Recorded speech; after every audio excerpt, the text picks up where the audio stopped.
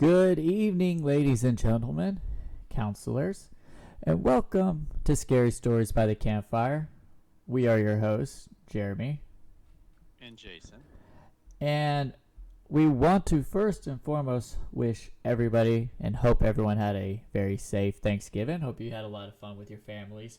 Uh, that's one of the reasons why we're doing this, tonight.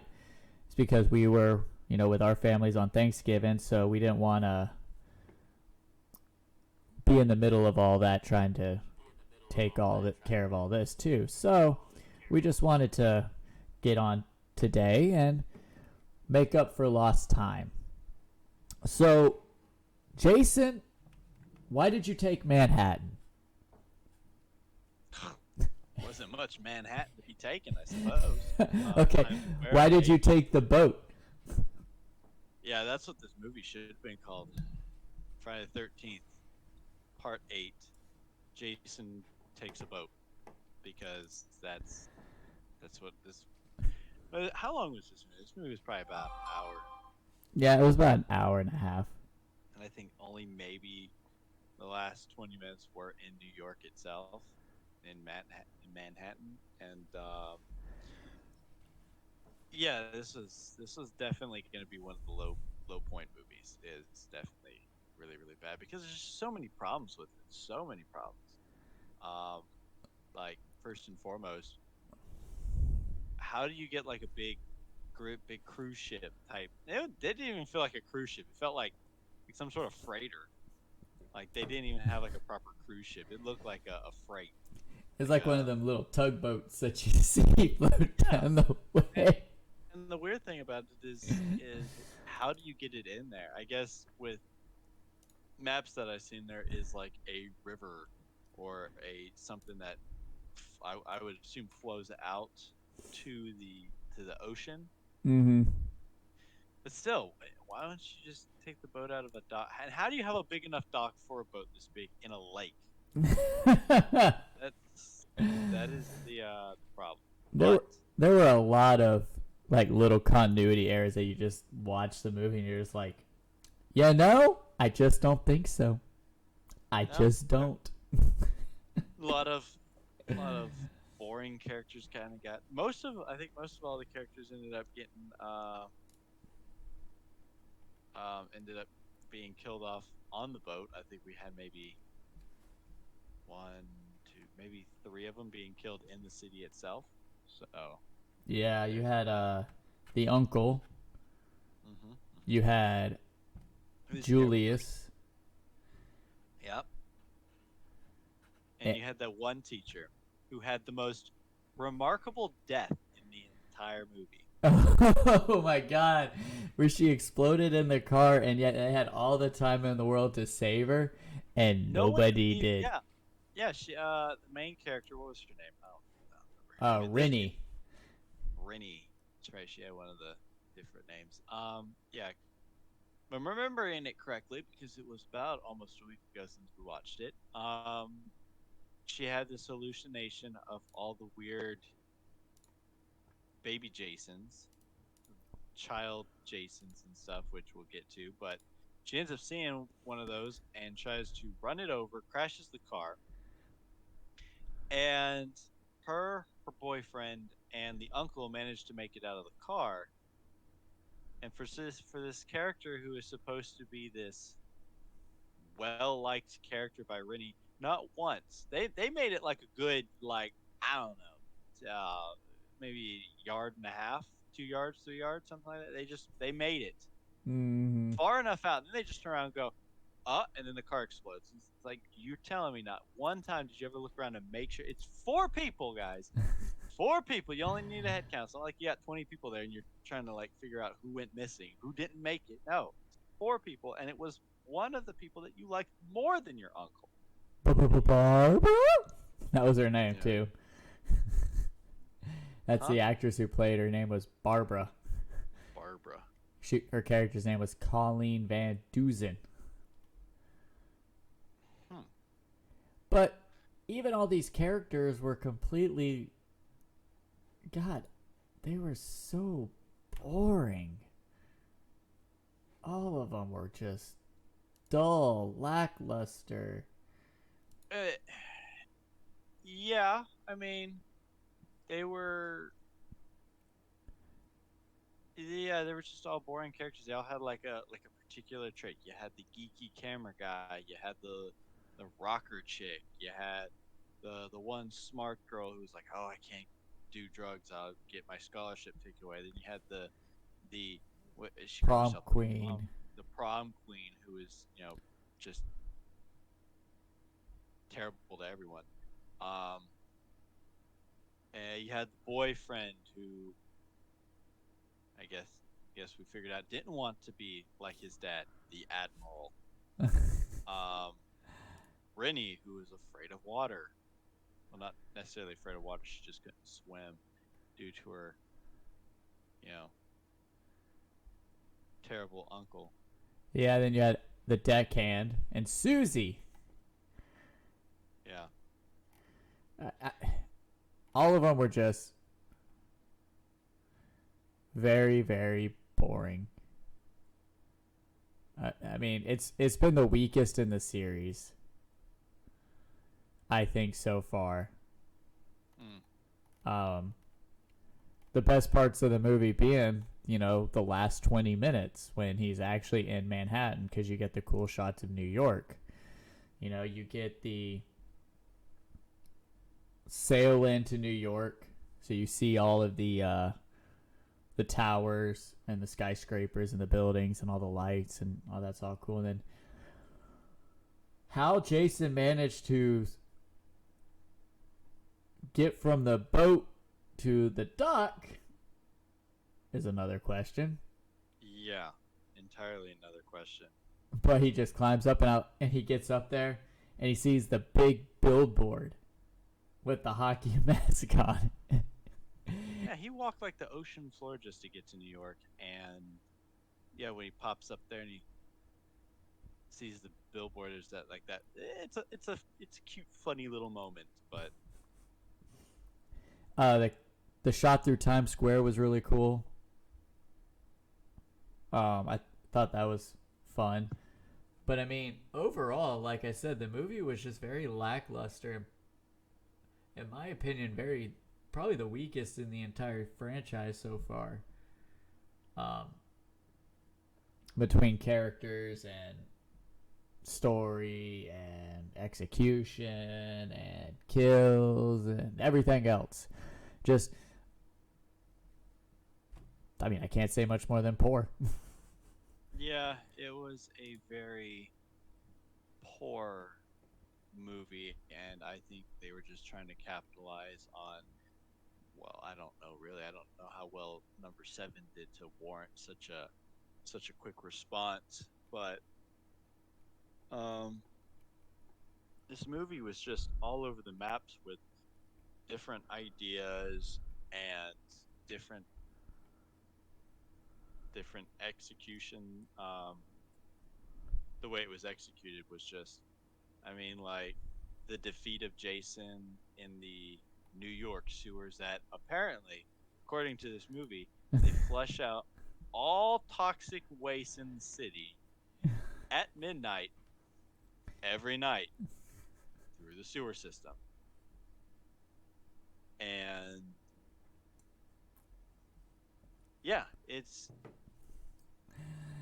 and when he got sprayed with it, there was that moment where she kicked she threw that stuff in his face, some of that toxic stuff in his face, Yeah, and like and burn the mask off. his mask came off, and it was kind of like this weird kind of fleshy skeleton Jason underneath, and he started screaming something, and then he started saying "mommy, mommy," and then he just started vomiting water, I guess, and then the toxic waves hit him and turned him into a little boy. This movie made no sense. This movie was terrible. But there were some cool kills in it. I will say that there were a couple of them. Uh, Probably Julius would probably be the best one. Yeah, Julius and Colleen, the teacher. I wouldn't call her death cool. I call her death like one of the most lackluster in the entire series. and it's so lackluster because, like I said, she was like the favorite person of the main character, and she didn't even bother to. And she died like in a car crash. You didn't even get to see her die. It's just car crashes. Everyone except her gets out, and then the car explodes. And they're just like, "Oh, she was still in there. Oh, look at Oops." that. Maybe we should have done better. Maybe we should have pulled her. I think we were making fun of that too. Yeah, When yeah. it happened, we were joking about it because it was like, oh look, you probably could have gotten her back. I'm just saying, you could have maybe question mark. Could have done something. Could have done something, and you Oh didn't. man. But Kane Yeah, but Hodder did well as Jason again. I will say that. That was one of the redeeming qualities.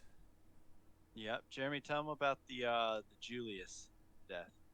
Julius. Oh, Julia. So, at the beginning of the movie, well, towards the beginning, when you're first being introduced to all these characters, you got the prom queen and her friend like spying on them while they're in the hall, and he's in there boxing, man. He's swinging, and this other dude just can't get a punch, and he's just like 1, 2, boom, boom, punches them all out. Okay, so that's kind of how you established the character. Well, then that's how you established his death. So we get to New York. Jump ahead to New York. They all arrive at New York, and Jason chases him up onto the roof of a building. And I guess Julius is like, oh, you know what? I guess this is it. So they get into a very one-sided boxing match where Julius is just going just going all out, putting all his energy into it. Punch, left, left, right, right, uppercut, chest punch, like just all over the place, and wears himself completely out. And then Jason's like, well, I guess it's my turn. Punch. Knocks Julius's head clean off. One shot. One shot. Falls down the roof and into a garbage can on the ground. Now, Jeremy, Oh my god. tell them about the behind the scenes Oh, about Kane Hodder. oh yeah. So in that scene, Kane Hodder took every single punch. He basically told Julie, the actor who played Julius, it's Vincent Dupree.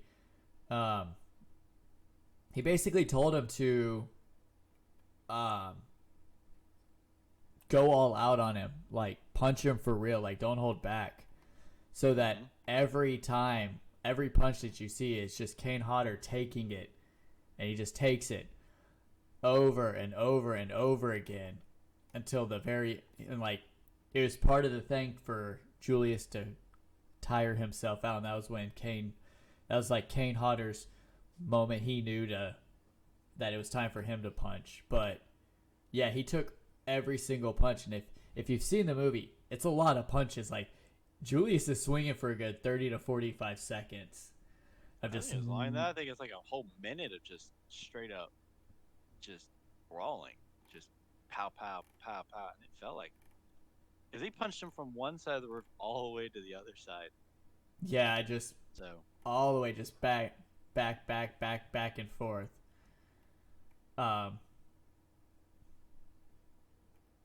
it was a fun scene to watch, and if you know, like I said, the backstory, it's one of those things that Kane Hodder is just so well known for. Um, it's exactly 1 minute and 16 seconds. it's 1 minute and 16 seconds of just pure just punching. Uh, so yeah, Jason goes into Manhattan probably in the last 20 minutes of the movie, and uh, I must say that the New York stuff semi let down. Yeah. I mean, the shot where he's in Times Square and you got like all the lights and stuff and all the billboards and stuff. That was probably the highlight of it. but there was like the scene where he's in the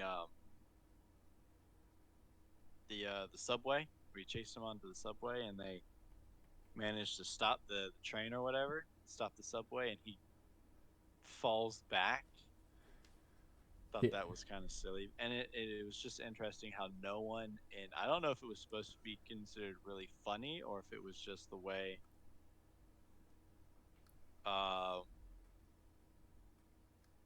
the way it was done, but no one apparently cared anything about Jason. Like you have a hockey mask wielding guy running through Times Square, and not one person says anything. One person doesn't say bat any eyelashes or anything like that. I'm actually, yeah. They said the whole subway scene wasn't even filmed in New York. I think a lot of it wasn't filmed in The New York. subway car chase wasn't inside an official New York City subway. Only the exterior shots were actually of the subway. Which that scene was hilarious, where they're on the subway and she pulls the emergency brake and he just kind of flies backwards. And everyone, once again, like you said, is just kind of staring at him. Um, but they, whew, apparently after the disappointing results in the box office, Paramount, this was when Paramount decided to sell the film series to New Line Cinema. Oh, thank God, because they were bombing this thing kind of hard. Well, and what's funny is Paramount actually produced the remake.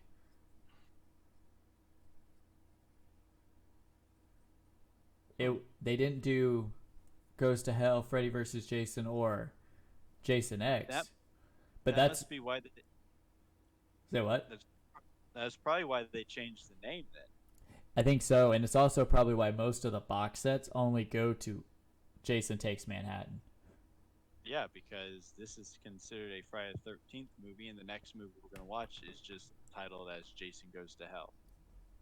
So that would explain it since they did sell the rights to it. There was, okay, I just found this because I was double checking my facts.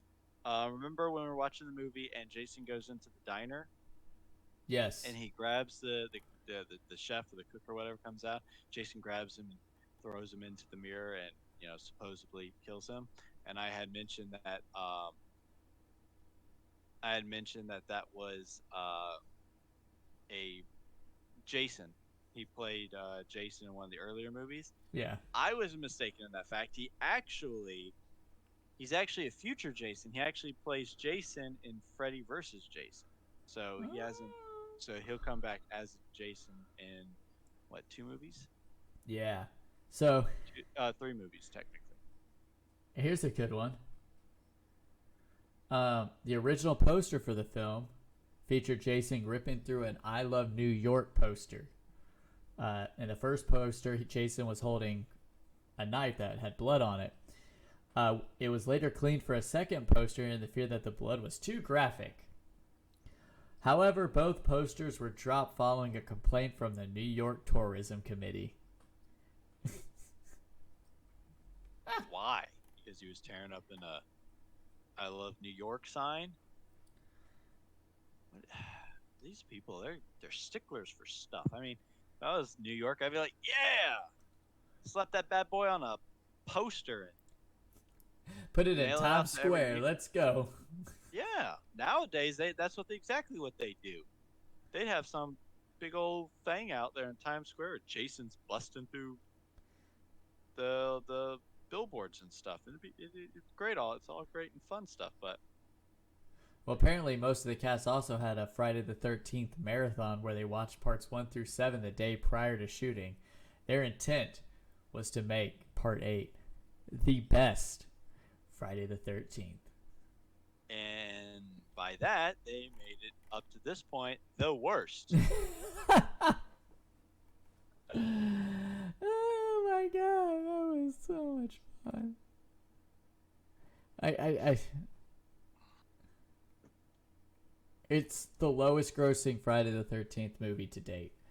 And I guess coming off of uh 7. Was New Blood. Yeah, it was it was weird. It's a you hoped it would get better, but it just kind of went the other way around. Well, like I said, it's this movie made no sense in any sort. I know you just said that they was it the cast and crew or was it just the cast? It said the cast and crew, I believe. Okay, so the cast and crew went back and watched all the movies beforehand so they can get Most of the cast. most of the cast. So they went back and rewatched the movie so they could try to, I guess, make it the best one by, I guess, maybe following some sort of continuity. I would presume, but if you go back and look, two, three, and four, Jason's alive and well, and then he's killed at the end of four. There's no Jason in part five, and Jason is brought back in part six by electricity. He gets stabbed and he gets electrocuted and he wakes up. Uh, they put him back in the bottom of the lake at end of six, and part seven he is brought back. Did they electrocute him? They electrocute him in this movie. Never mind. My rant's gone um, off the deep end on that one because I was thinking that this movie they didn't do anything with him. He just kind of woke up, but I think a boat propeller hit a cable or something, It shot him. did. It like cut the Yeah, line and it electrocuted him again.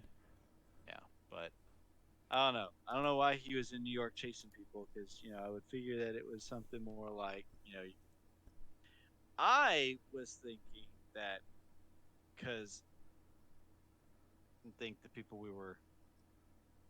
Uh-oh. I think my Discord went all screwy. Can you still hear me, Jeremy? Yes, I can. Everything is still good on this end. Okay, just double checking. I don't know, my screen blocked out. Fix it. Um, the big thing that I was thinking is that, um, usually he kills the counselors who are at Crystal Lake when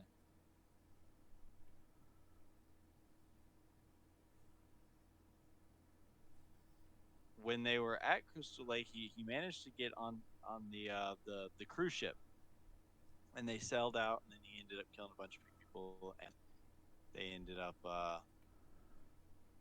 out in the middle of the ocean. And continuity's not great there because of the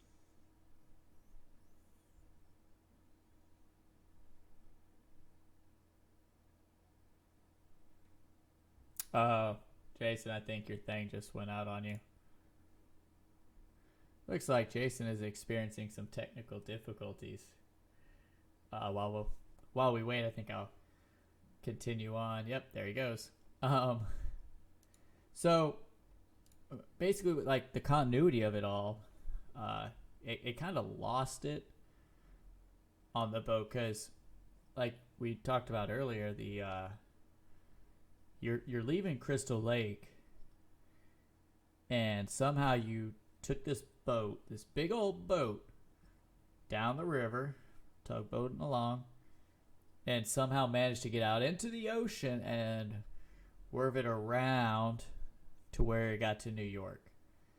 Like I said, this was no like yacht cruise or anything like that, but I tell you what, it like I've been on a cruise before, and I've even felt that thing shake. Like waves chopping and stuff like that. Like I felt that boat shaking. That's a big boat, but this one, man, they went through some harsh weather and it just stayed straight the entire time. It's like just straight. Nope. No bumping, no nothing, just straight. So many continuity errors in it.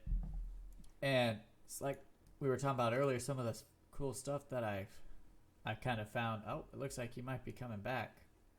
Yeah, can you hear me now, guys? Yes, you are back up. It was quite funny. Actually, your screen like froze with your picture on it, and I was like, "Oh, it looks like we lost Jason there for a second." And then I just kind of went on a little tangent about how we had been on a cruise and we could feel the boat shaking, but when they were in that massive storm, that boat just kind of went me straight through. Actually, did you hear me talking about that? No. No, actually, that was a bit ironic because when my Discord blacked out there, and I was like, okay, well, I'm just gonna keep talking until I can get my Discord back up. And I had mentioned, I actually talking about the cruise. I said, me and Jeremy have been on a cruise, and the waves on the way back, the waves were kind of rough, but it wasn't stormy weather. It was just kind of, and you could feel the boat rocking. They were out in the middle of what looked like a hurricane, and that boat was like perfectly level the entire time. I want to be on that boat because it has some sort of self-leveling, self-non-rocking. It was ridiculous. Then they get out in their rowboat and they're just kind of like, row, row, row your boat gently down the stream. And they apparently, sunk out somewhere in the ocean. They never really explained it, but they sunk out there, and they had to have made it to Did the New boat York. sink? The boat did sink. Yes, I think the boat was. Huh. It was flooding when they left. Oh, it was. So yeah. So I'm pretty sure the boat sank. But they got out on the rowboat. It's in the middle of the night. It's in the middle of the ocean, and then I think at some point, still at night, they made it to New York. They rode to New York. So you're telling me that at some point, because the ship I think left in the afternoon, because not too long after that it became dark. They left Crystal Lake, and they were still able to row to New York That's a in less than a couple hours. that's a fast moving ship. It, unless I think the boat was supposed to be sailing to New York. I think is what it was for. But I don't understand the geography of where everything's located at because they moved. I don't either. But what's funny is, so real quick, I kind of want to touch base on this. This is quite funny. I want to talk about the most hated character in this movie, but why he had one of the best scenes in the entire movie. Is that let me guess. I bet it's the uncle. Oh yeah. Where he goes into the room with the prom queen and she's doing her whole little, oh, I want the better grade, so I'm gonna show off my body. And he's like, yeah. That didn't make any sense either. But it was hilarious. No, I'm talking about so the scene Jeremy's talking about. Let's paint this picture, okay? Let's paint this picture. With a wide This is a strip. group. This is a group of high schoolers, former high schoolers, who are going on a graduation. This is like a senior graduation. You graduated, you get to take the cruise. They graduated, they're on the cruise, and yet this guy is still asking for projects. Like, okay, well, your project's overdue. What are you going to do? You going to take her diploma from her? How does this school work? Do they do it in like loans? Like, hey, we'll give you your diploma now, but you got to remember you got 3 projects you have to turn in. If you don't, they will come back and take it. Repo diploma. Yeah, I mean, a lot of this just doesn't make sense from a story standpoint. But then, like I think said, she's trying to strip and get that on tape so she can blackmail him. But when she starts it, he's just like, what do you do? Hey, what are you doing? Oh, I am your teacher. But it's biology. Yeah, it's some sort of Oh my god. All right, Jeremy, here we go. Camp Crystal Lake. Since it's been bothering me this entire time. Camp Crystal Lake, later known as Camp Forest Green for a time, and very likely known as Camp Blood, is a fictional summer camp for kids in the Friday the 13th film series. It is located in Crystal Lake, Cunningham County, New Jersey. Okay. Previously Forest Green County and Wessex County. Okay, so New Jersey. Cunningham County. Is that even an actual county? I'm not from New Jersey. I couldn't tell you. I can look it up real quick. Cunningham County. Which would make sense because Camp Nobi Bosch goes up there. Yeah, but do they have a river that runs from a lake down to the ocean that you can sell a cruise ship in? Probably not. It's not the Mississippi. Okay, but if you want to talk about that, that's like saying, I'm going to drive from Ohio, Springwood, Ohio, to New Jersey in less than a day, in less than 4 hours. You see what? Wait till we get to Freddy versus Jason. Remember this, guys. Remember this. If you've been watching Movie Night Mondays with us for the last 3 movies, counting this one, remember, Jason is afraid of water. Yes. Still looking up that geographical location. I mean, there's not really a Cunningham County in New Jersey. It looks like. Yeah, it's probably fictional. So which would mean it's. Well, like, I know it's. It would. I know it's fictional. I know there's the what looks like the Hudson River kind of goes. It cuts in between.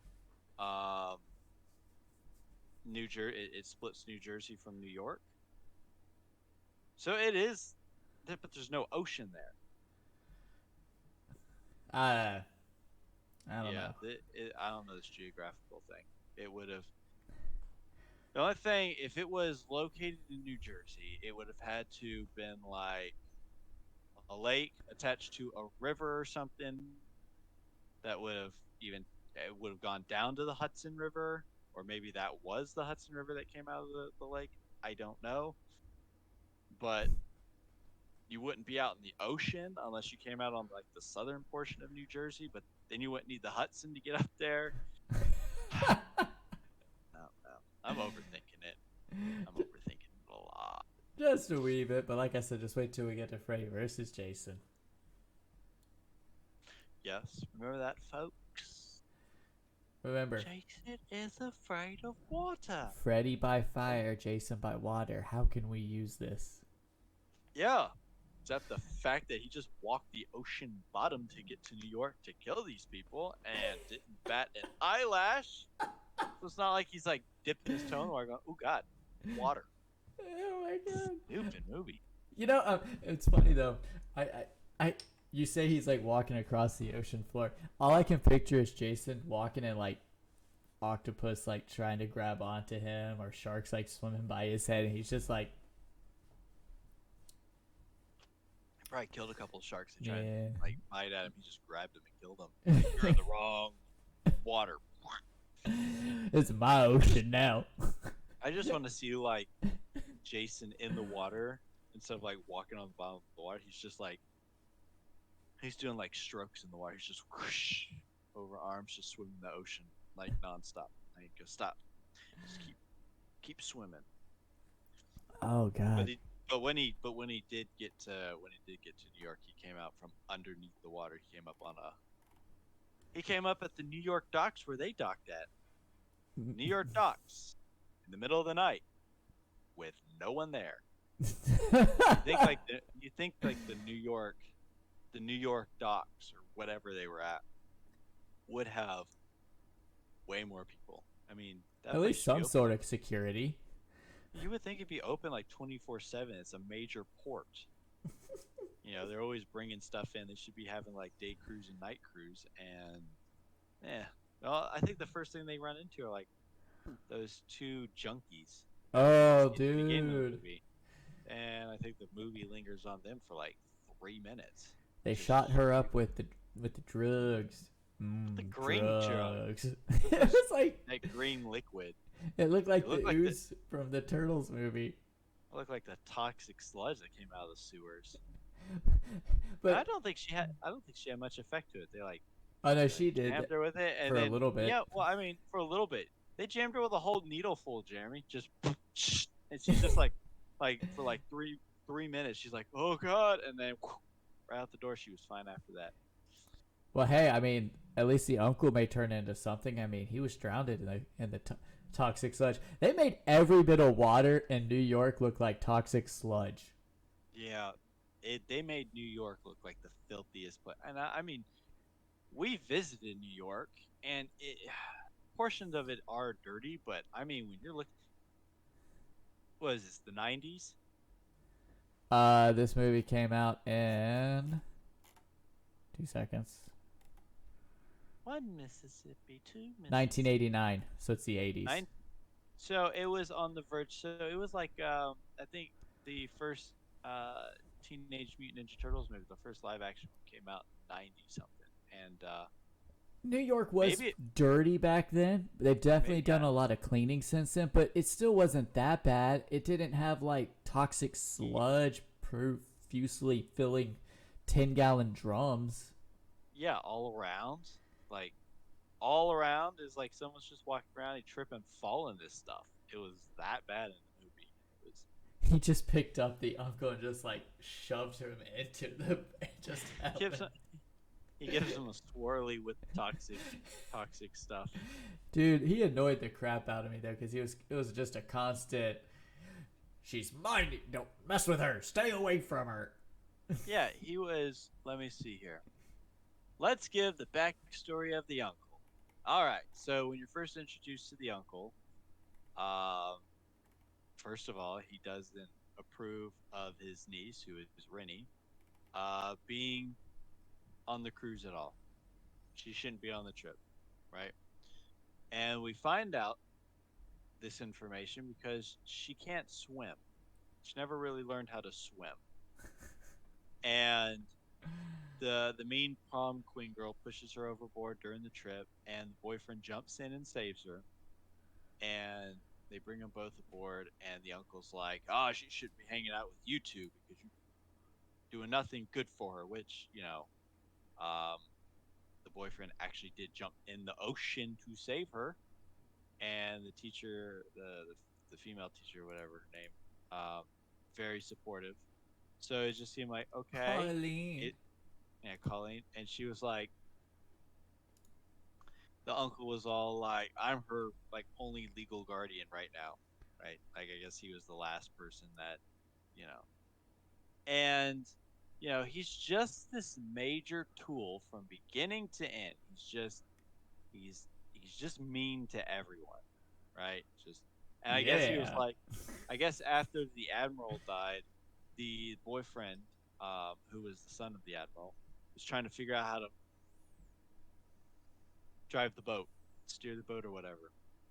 And the uncle's like, well, he's the son of an admiral. He should be able to just drive the thing. It's like, it's not how it works, man. You gotta be trained to do this. You're not just born with the skills to just jump in a big cruise ship or whatever and Yeah, drive because it. But we made the joke of well, my dad's a pilot, so I need you to land this plane. yeah, yeah, my dad's a pilot, but I can drop this thing real quick.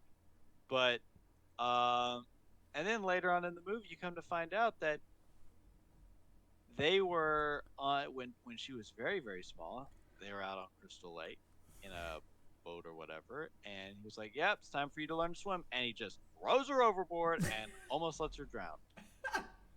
Tells her And if you can't swim, Jason's gonna come get you. yeah, and it just lets her just flounder around like a fish.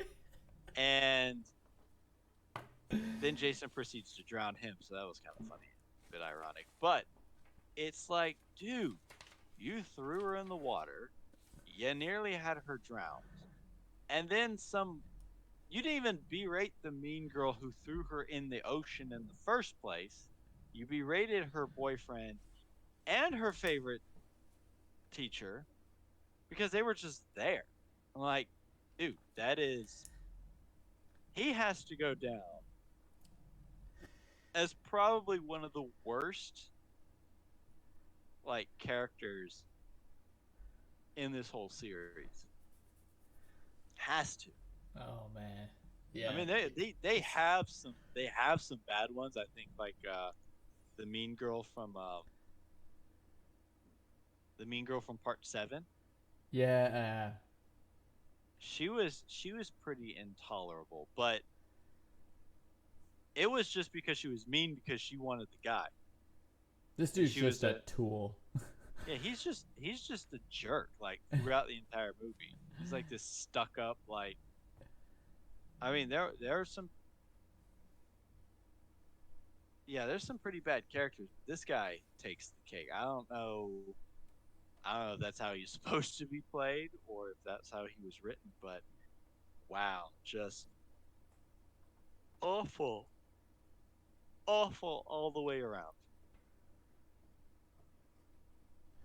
So, overall rating, Jason, on a scale of Oh god, 1 to this 10. What you got? I'm gonna give it a 4.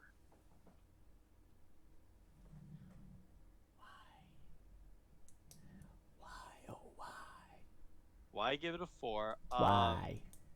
I'm rating it pretty low because first of all the title's misleading. Jason Takes Manhattan. You're expecting an entire movie in Manhattan, or at least more than half the movie, but you don't even get that. You get like 20 minutes, and um, and not only do you not, it doesn't even feel like New York. You get like, I think maybe overall of probably actual footage from New York is probably less than 5 minutes. The shot of Times Square is probably about the only thing you're gonna get that's actually New York related. All the shots in the city are like mostly like back alleys and like the subway station and other different locales there that could have been shot anywhere. Yeah. The bland characters, the terrible writing, because this story made no sense. Yeah, I this yeah, I mean yeah, just terrible writing, uh terrible characters. The only reason that I gave it a 4 and not something like maybe a 2 it's because of two reasons. Just two. I give it You know what? I'm not even gonna give it that one extra point for it trying something different by like being in New York because it didn't even do that. It was on a boat. You know what? Take it back. I'm gonna give it that point because at least it wasn't at the camp. Again, it was on a boat. Now, if you call this movie Jason on a cruise, Jason Cruise Control, Friday the 13th, Jason Cruise Control, this movie would have made a whole lot more sense. But they killed off like all the characters so quickly. Like none of them.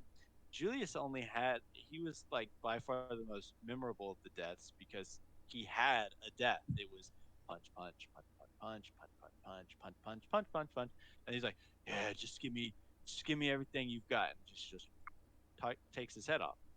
Everyone else just kind of died off screen or just died really quick. Um, so I give it a point for them trying something a little bit different, even though I think in the grand scheme of things that kind of flopped. And I give it an extra point because it's Kane Hodder and he just knows how to play Jason. I mean, I think we got. Does he play him in Jason? Jason Goes to Hell. Yes. We get him in Jason Goes Actually, to Hell and Jason X. okay, so he plays him in the next two movies, so we're gonna get to kind of see the same thing. But I think actually in Jason Goes to Hell, he actually has a cameo as a security guard also that gets killed. I think it's in that one. But yeah, but Kane Hodder, we're still on the Kane Hodder train. Like I said, personally one of my favorite Jasons. So it's funny that we've been talking about the whole less in Manhattan and more on the boat thing. Rob Hedden, or Heaton, however you pronounce his name, the guy who wrote it, actually originally wrote more of the movie to be set in New York. It was supposed to be in Madison Square Garden, the Brooklyn Bridge, the Statue of Liberty, and the Empire State Building. Let me guess. Budget. Paramount said the budget would not allow him to spend that much time in New York, so he was forced to rewrite the film and spend more time on the cruise ship. He says he agrees with fans who complain that not enough time is spent in New York given the title. Yeah. I that is like I don't know how movie studios work. I don't know how the behind the scenes stuff work. I don't know how I assume that they write the script. They write the script. They write everything for it. They write the story down, and then they turn it into a studio, and the studio goes yay or nay, and then gives them a budget or something. And maybe it works differently now because nowadays you could just do just about anything. We were just talking about what James Cameron's Avatar 2. Oh yeah, James Cameron said his newest What? Avatar movie has to rank third or fourth highest grossing movie in cinema history to even break profit. So he's really. And see, there's a thing about that, Jeremy, because I'm thinking you want a movie to be successful. You want money back from a movie. But if you're going to shoot that high and you're not getting much money out of it, then, you know, on one hand, I'm like, really, what's the point? From a business standpoint, it's like, why make the movie if you're not going to make money off of it? But the second part of me goes, good for them, because, a lot of times, at least for me, it's not for, the money. It's the You know, entertainment value. it's the entertainment value, you know, and they could have maybe figured out how to work something in there where they could have gotten some more New York in this movie. But um, even if we got more New York, I don't think it would have saved the movie. I still think it's just kind of bland in its. Well, And I'm pretty sure the MPAA had a hand in kind of censoring it down again. So you're more generous than I am. I give it a 3. give it a 3. Oh, I did. Well, I was actually thinking about, like I said, I only gave it 2 extra points. I was thinking about originally giving it a 2 because I, unless I had a good group of friends to watch this movie with, I would never sit here and watch this movie by myself. So, I can't. so the reason I gave it a 3, Kane Hodder, because it's freaking Kane Hodder, and the few shots you get of New York, I really do like. They were shot well. The coming into New York, the Times Square, all that jazz, and the whole scene with the thugs when he football punts the radio, and they pull out their switchblades, and he's just like, Yeah, he lifts up the mask and. I thought that was just great. That was just great. So I give it a 3 for that. That's kind of that scene was a bit of a mixed bag with me because at one part I know what they're trying to do. They're trying to add a little bit of humor to it, a little bit of comedy to it, and I can understand that. But on the other hand, I'm like, Jason wouldn't really do that. He kicks a radio and they jump up and threaten him. Jason's gonna kill them, not just kind of like, "Ooh, look at my ugly face," and Yeah. ta-da. But So what do you Kane give Hod- Jason in this one? Your last 2 have been 8s with Kane Hodder. I am going to give him. I'm going to give him an 8. I'm going to continue the train across 8. Because this Jason, if it was debatable before this, if Jason had the ability to teleport, this movie clearly made him a teleporter.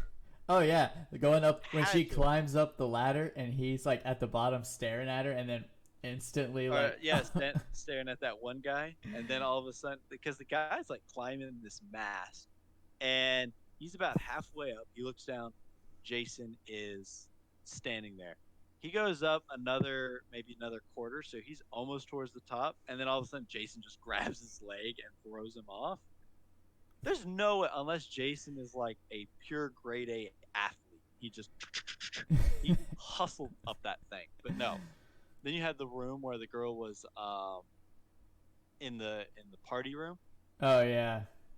and she's looking at Jason, and then she turns to the right, and she turns back, and he's gone. And she's looking, and then all of a sudden he's like kind of like right behind her in the other doorway. Clearly teleportation, So but I give this one an 8 because once again, this Jason is a no nonsense killing machine. He goes into a room, he kills a person, he walks out. There's no subtlety. There's no like, oh, I'm gonna do this sneaking around or kind of bust through a window or something. No, walked in, grabbed a stone, shoved it in some guy's gut, walked out. yep. Walked into the next room, stabbed a girl with the broken mirror, walked out the room. And Julius, like I said, best scene ever. Punch, punch, punch, punch, punch, and knocked his head right off. I give it an 8. For all the same reason. I also like the death of the drugger where he took the needle and just like shoved it into him. That had He just like shoved the drug needle into him. I don't even think the needle killed him. It was Jason's fist, because Jason had a syringe, jammed it into this guy's back, had the syringe tip, the needle portion sticking out the guy's stomach, and he's just kind of wiggling it around, which in any sort of physicality, Jason's hands like clearly threw this guy at this point. So now we are not ER doctors, so we don't know if he would live or die. But I think it was the hand through the gut. Yeah, punched through his spine and stuff. It's the needle that got him. It's the dirty needle that infected the wound. Now it's time for my favorite section of the podcast, Rotten Tomatoes. I am scared to hear what this is, because I'm pretty sure this could be like garbage. Tomato meter. This is gonna look like the streets of New York in this movie. Garbage. Tomato meter at 11%. Oh no, that's critics? Yes. Yeah, I think for critic wise that's a bit high. I definitely give it like a lower than 11, probably like maybe a 6. 7 is like the best that it could be. I clearly think this movie was broken in so many ways. Yeah. And for the audience score, 27. What? Well, I guess the fans are a bit more generous towards it. I don't know. Maybe those people like it because it's one of those good drinking movies. Get your friends together. You're gonna sit down and watch a marathon of Friday the 13th movies, and you get to this one, and by the time you get this one, you're drunk. Because you've watched 7 movies so far, and you've been drinking through all of them. So this one, you're either blacking out or you're just having a good laugh. There are some moments to have good laughs at. Yeah. But overall, like, if you're trying to take this movie seriously at all, and sometimes even the laughs have to be kind of forced. I think we spent a lot of time when we were watching this movie. There was a lot of time just us staring at the screen going, "Ooh, God. We getting close to being in, because I don't know if I could do this anymore." But I think overall, if you take this movie seriously, it is a garbage movie. It's streets in New York in 1989 garbage. It's filthy. Oh God, it's just toxic barrels all over the place. And who floods their sewer system with toxic waste every night? First off, how do you know that nobody in the entire city of New York is in the sewer at midnight? Well, if they're in the sewers, they're dead. That's all. That's How many people is the city of New York killing every night at midnight when they flood their sewers full of toxic sludge? Oh, jeez. Well, that's all the time we have for today, but don't forget tomorrow is movie night Monday, as we watch New Line Cinema take over Jason Voorhees with their first installment, Jason Goes to Hell. and this movie's garbage too. I don't know how much garbage, but I know it's garbage, and I don't think they wanted to look at the rest of the Friday movies and go, this is what we ought to do. I think they just said, forget it, just put a slug in there somewhere and make it weird. This is the one where you get, imagine the time that Jason spent in New York, and that's how much screen time Jason Voorhees gets in the next movie. Yeah, it's actually. I think he appears in the beginning. He gets blown to smithereens in the first 15 minutes. Not even that. I think it's first 40 minutes. And then the rest of he doesn't come back for the last 20 minutes. Because I think his little slug soul or something like that is spoiler alerts. We're spoiling the movie for you, but his little slug body goes and possesses different people, and they deteriorate and die on the process, and just moves from host to host and. So you can, I don't know, it's something about being rebirthed through a Voorhees or something. I think it does have one of the better main characters, though. I think the main guy in this one's actually probably one of the better characters. Oh, he's played by, you're talking about the bounty hunter? No, not the bounty hunter. Even though he's a pretty interesting character. It's the white guy with the glasses. Oh, yeah. Well, we will see you all tomorrow night, same time.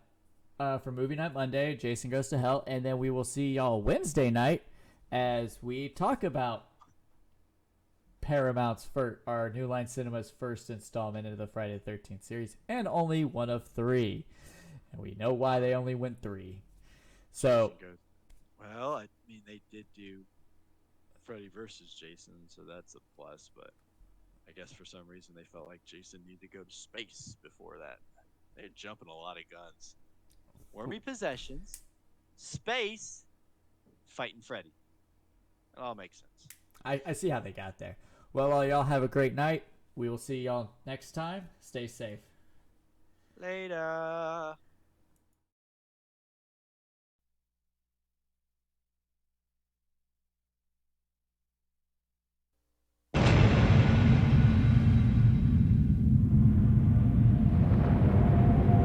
Horror has many faces. Death wears many different masks. But pure evil wears only one. And this is your final chance to see it.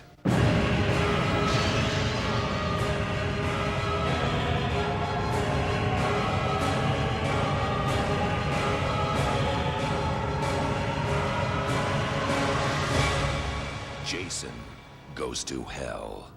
The final Friday.